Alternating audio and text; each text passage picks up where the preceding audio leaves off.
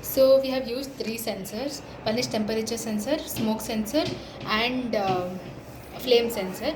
If all 3 conditions are met, then the buzzer will ring. So this is the Arduino coding part. We have uploaded it.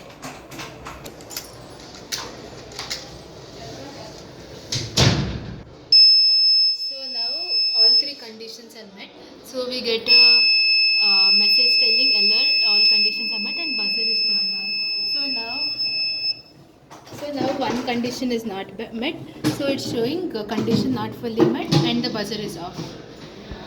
It will. So now we can observe the changes in the values.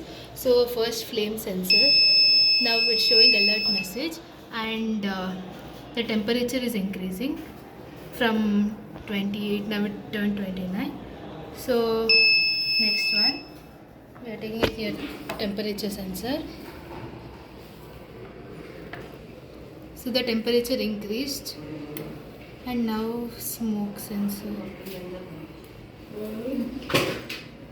So it increased from 323, now it's 326. So